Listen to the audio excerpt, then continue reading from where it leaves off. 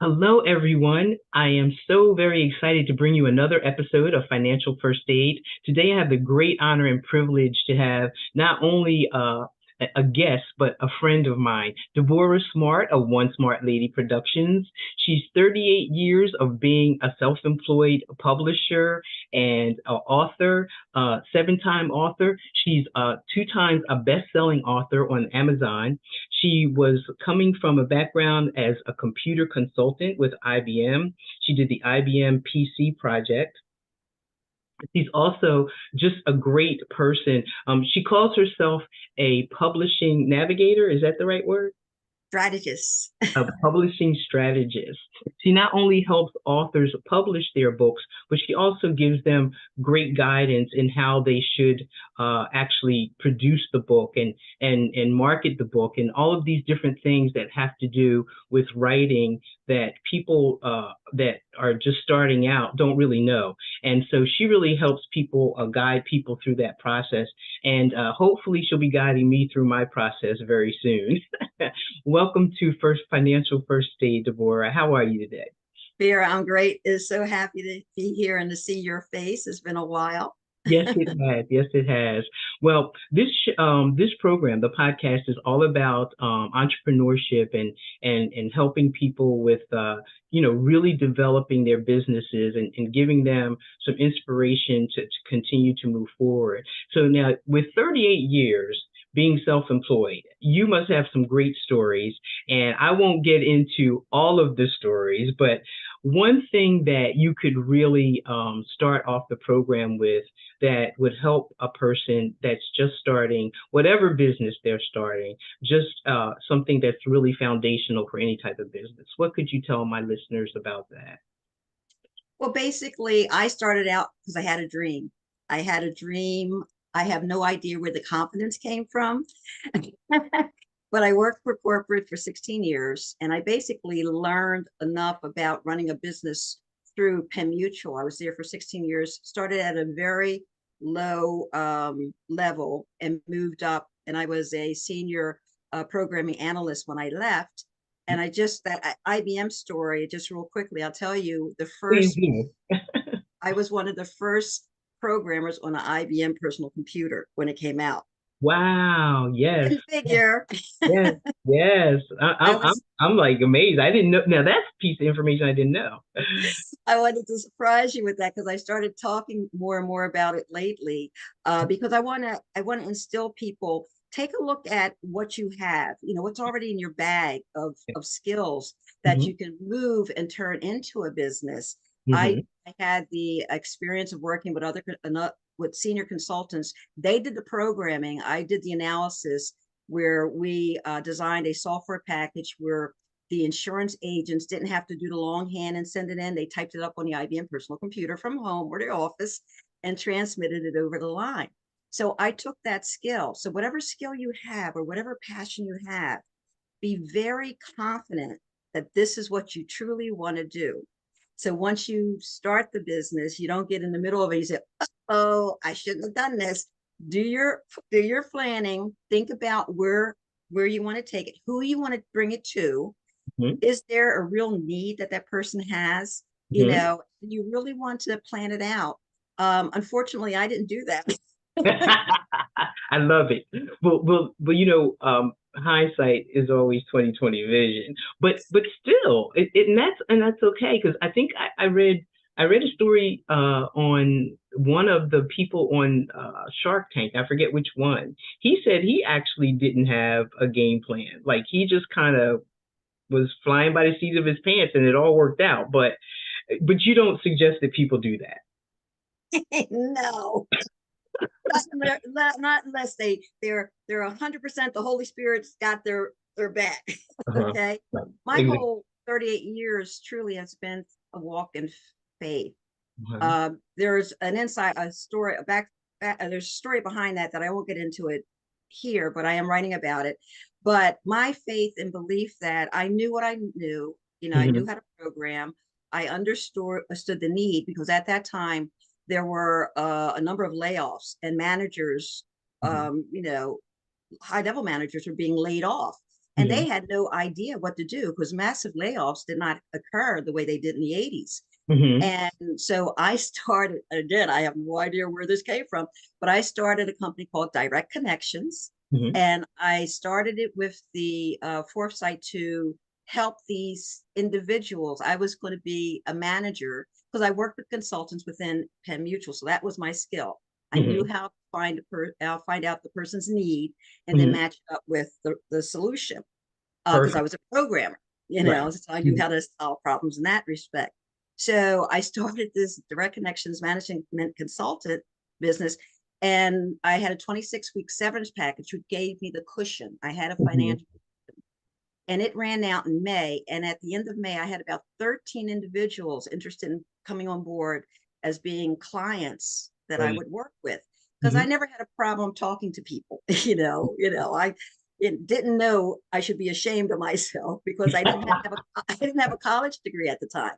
Right. I was going at night for my associate's degree in business management. So Hmm. anyway, I started the idea of having this management consulting, and this was the first failure that I had. Okay. In June, my husband came back from his project Hmm. from working on a nuclear power plant project in New Hampshire. Hmm. I had run out of my severance. He came back, his whole team were fired Oh, wow. because Raytheon did not want to do nuclear power plants anymore. They Okay. didn't have severance. They Oh, just let them go. wow. So Wow. there we are. We were a six-figure family, zero coming in. So as I said, I knew the Lord was on my side because 2 days later, I got a phone call from one of the consultants I worked with at Penn Mutual. He Uh-huh. said, Deb, I understand you know the IBM PC. I said, yes. He said, can we put you on our resume because we're going to meet a client? I said, sure. I got a 2-year contract working for Fidelity Bank, programming Wow. uh, Wonderful. a system. So it all lined up. I knew I had the skills and I was not afraid to say, yes, put me on your resume because we need the Take, money. take the chance. Yep. Hmm. Yep. And Absolutely. I've been, on the go ever since. I've really never had to advertise for my services. I've just grew and grew and grew in Wonderful. things that I love doing. And that's the key thing. Right. Keep working in the areas of things that you love doing around your business. Don't force yourself to do something that you're not qualified, but you knew you have to do. Bring somebody in to do that for you. The perfect. That's great, great, great advice. Because right now, everything is kind of such in flux, and so many people have great ideas, and they're just not sure. Okay, so what's my first step in developing my business or starting my entrepreneurial journey? So that's really good advice. I love that. So tell me, kind of what happened after that whole episode, after those 2 years. What was your next venture, and how did you get into the whole publishing thing? Well, as I was working at Fidelity, one of the women who I worked with at Penn Mutual Mhm. called again the IBM PC brand. Uh-huh. She said we have a Macintosh. I forget what it was called. It may have been a Mac, but she said, "Can you come in and take a look at this software package? And we want you to program it for the IBM PC." So Wow. I looked at the package and it had everything that they needed. It was a human resource and payroll system, had everything that they needed. And they also had a compatible IBM software. So I said, I don't need to program it. Let me, take a look at it and I'll train everybody on it, which I did. And then I contacted the company and I became a reseller for them and a trainer. And that's how my business truly took off.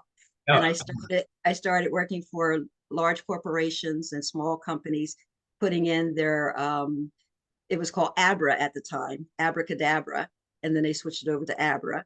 And so I did the interface of building Foxborough, Visual Foxborough, I think it was at the time, a program where I brought in their old files from spreadsheets into the Abra software package. And that's how my reputation preceded me. I never really had to advertise.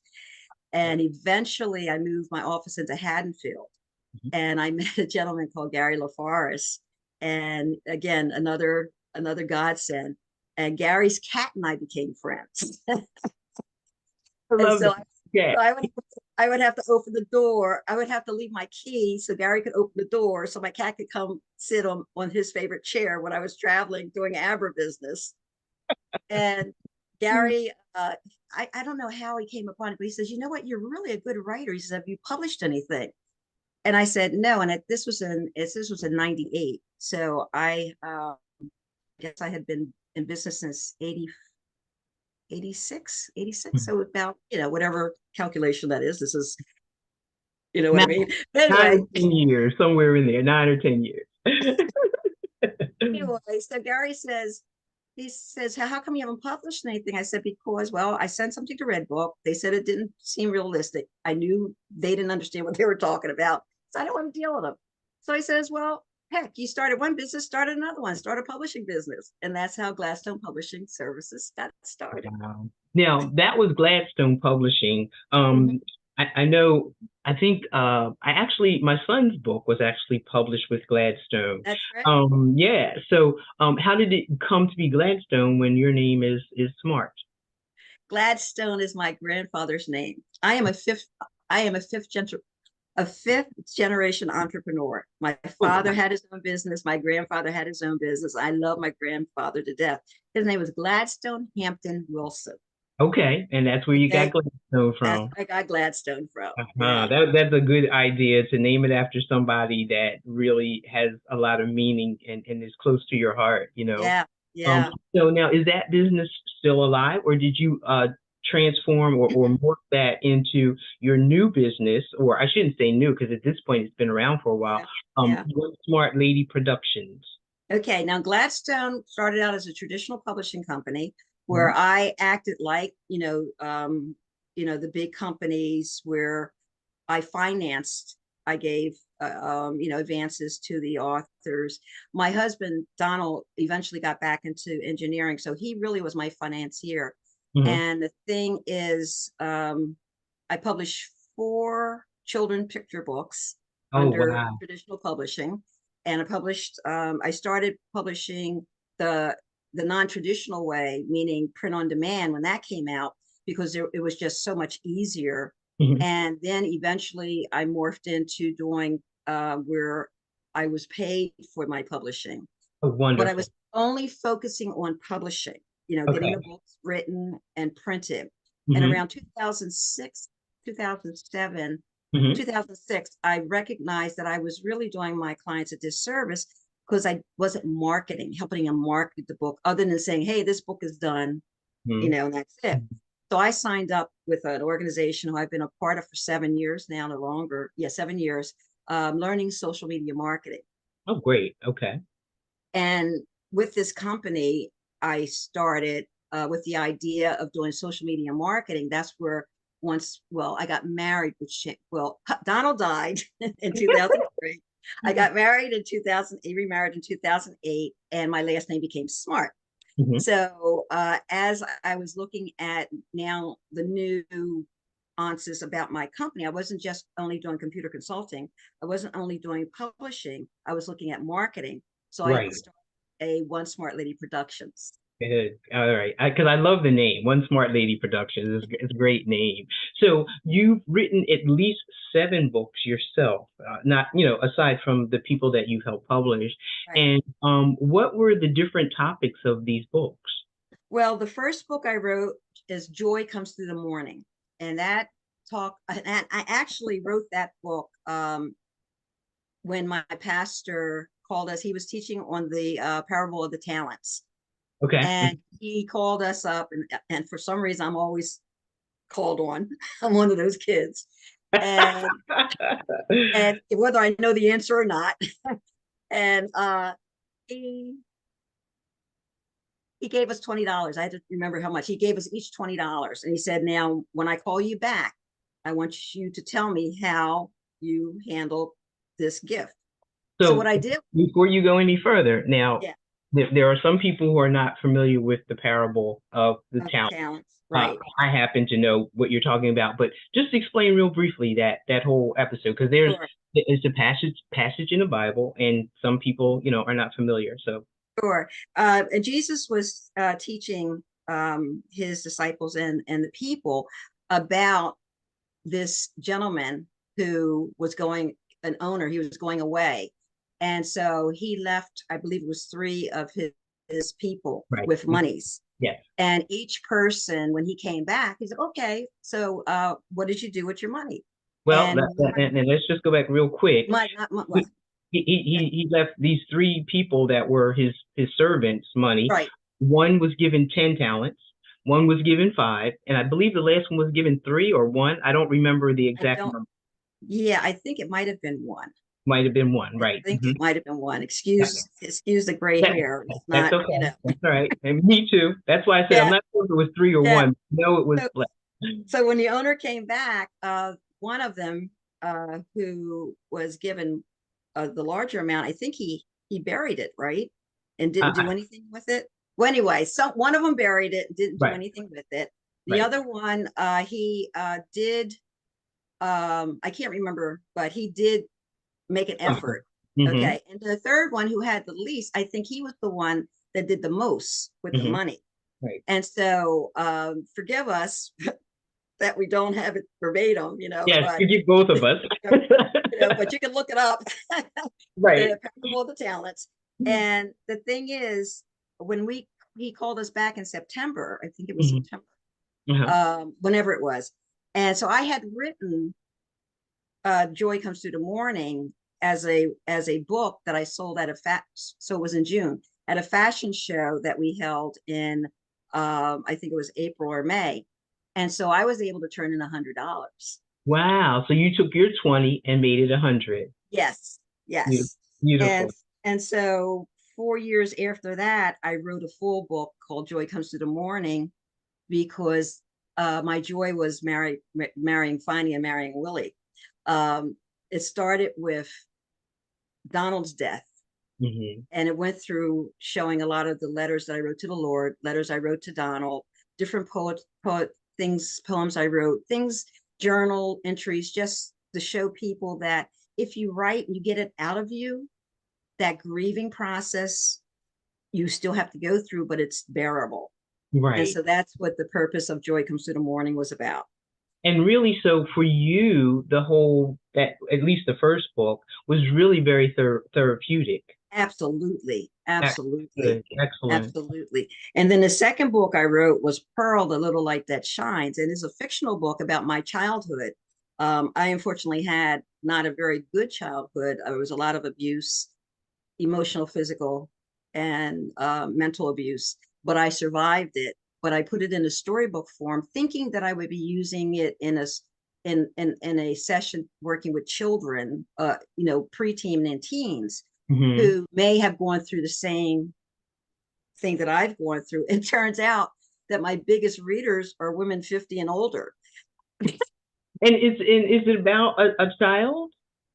It's about a child. It's The up. main character is. I take everybody up to Pearl is 10 years old when grandmom dies, and the story is her life with her family and then with her adopted family. Wow. Uh, Isn't I that so? was I was fostered out at the age of 6 months old. My Oh. mother had a nervous breakdown. Mm-hmm. And so the family talked her into putting my two older brothers and myself into foster care. But the blessing was the foster woman was my mother's foster aunt. My Okay. mother came up through the foster system. Oh, okay. I never understood why my brothers didn't like her, but to me, she was awesome. And so to me, she was grandmom. So she is grandmom in the story. Okay. And how grandmom took care of me, loved me, taught me about Jesus, and the whole nine. So her experiences are basically true. I kind of expanded a lot on it because I don't remember everything that happened in the 50s, Mm-hmm. but it's a really great story. It really is. And then I wrote the second with Pearl as a 67-year-old woman at Ah. a writers retreat. And then she starts writing about her different, and what I wrote about were really my true experiences with writers groups and things like that, but I put it in story form. That's wonderful. I love it. I love that. That's great. And that really also gives people who are, just beginning entrepreneurs to understand that take the things that you've learned and use them to your advantage in your business. Yep. That's I mean, it. you really started out. That's the first thing that you said. Hey, use your skill set and turn it into a job, and then turn it into a business, and make sure it's something that you really, really love doing. That's it. That's it. And I still write. Good. That's good. And that really helps. I'm sure that helps the people that you actually work with, the writers, because you can see things from their perspective, as well as being the outside objective person that's the publisher. That's wonderful. I love it. And the third piece of that is I'm also a certified Christian counselor through my church. So Okay. I went through a 2 year schooling to become certified through Christian Stronghold, which actually was the main campus, but we were trained at a satellite church in New Jersey. Hmm. And I do bring that my personal experience, my Christian experience, knowing that the Holy Spirit is leading me Hmm. through each of the sessions. And two of the books that I'm in, actually three books, that one that I was part of an anthology in January, and two that are coming out this year, the end of this year, are all about abuse, experience. And I've helped the authors get through that process. Some of the authors get through that process of writing it. Wow, you're doing tremendous things out there in the world, Deborah. Keep doing what you're doing. I love it. So before we end, and I almost hate to end it, but before we end, I try to keep these to about 20 to 30 Mhm. minutes. And I don't even know how long we've been talking, but uh, and maybe I'll have you on again. We can talk about something else too, Yeah. or delve deeper into your stories. I know you spoke about losing your first husband, and you've also lost your second husband as well, and you really said your books. Some of them have really been therapeutic for you because it's been dealing with or has dealt with your loss. How have those experiences kind of shaped you into where you are right now? Well, because both marriages, and actually we don't have enough time, but I've been married 4 times. Oh, wait a minute. That I and you know what? I think you told me that one time. That. Forgot But about. both experiences were difficult because I was an entrepreneur. I was not the housewife Right, right. type. With Especially Donald, during the time that you and I were growing up and exactly, becoming women. exactly. And with Donald, we were married for 20 years before he passed. Wow, that's good. But we were so opposite. He was 13 years older than I. I was raised Baptist. He was Catholic. I'm African American with mixture. He was Polish. Republican versus Democrat. I mean, we had so many diversities within our relationship. And then when he went through his period of adjustment of being laid off from what he loved and morphing into getting back into engineering, he learned how to cook. He learned how to shop. There were at least 10 to 15 years I didn't know what was in my refrigerator. 'Cause he He was did all, he was doing it all. So I was a princess. Okay. And then 4 years later, I married Willie, and Willie had brought his mother to live with him to help raise his daughter. So she basically handled the household. So again, I didn't really have to do the cooking. She did cook. I did cook, but I've just been, creating my own little sanctuary, my own little world, adjusting to a lot of the challenges in both marriages. Mhm. And because I learned how to create my own sanctuary, I'm known as having this inner joy, which shows in my whole work ethic, my whole relationships with other people. I'm not Yeah. saying I'm the easiest person to get along with because I want to have my own way.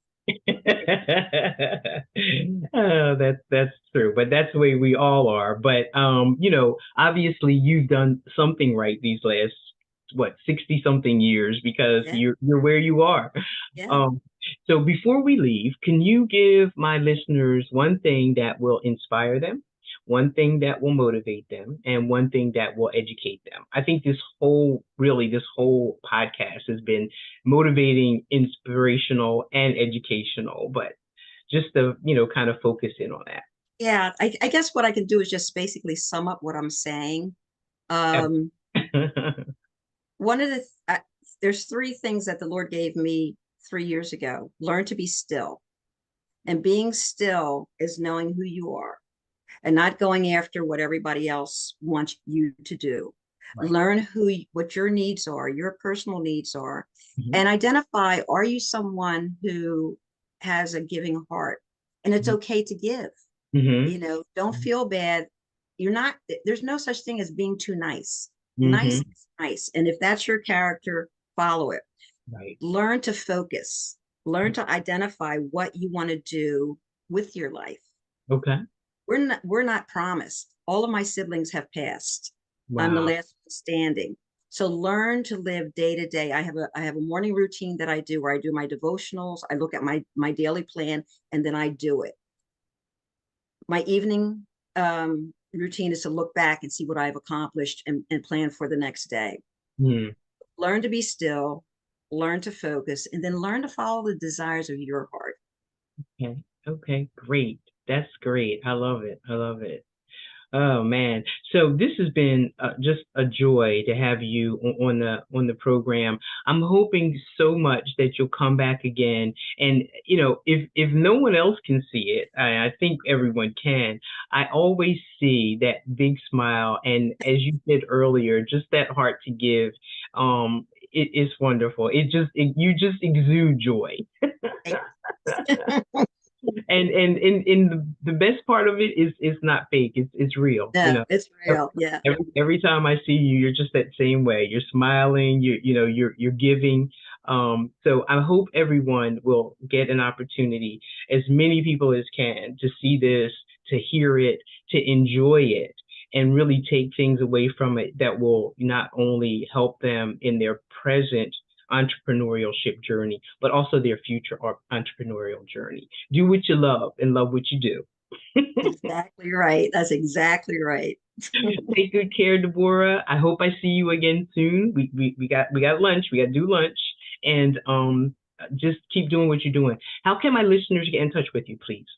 Sure. I have a what I call a marketing hub, not a website. It's a full ecosystem, and it's called the word one ONE Smart SMART Lady Productions with an S Mhm. .com, and Okay. it's my company name, Mhm. One Smart Lady Productions.com. Okay, great. And they just reach out to you there, and they should be able to get your information as well as any assistance. Well, what I do is I have a little green button that says Ask One Smart Lady. They can email me directly through that button. Great. Now, did you also tell me you have a podcast?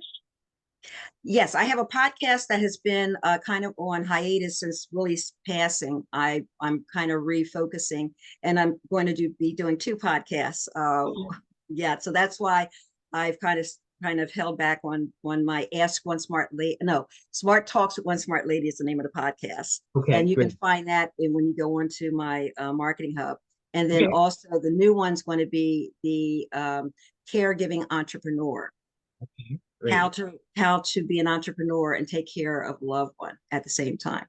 Wow, great, great information. I love it. I love it. Okay, take good care. Thank you. Thank you.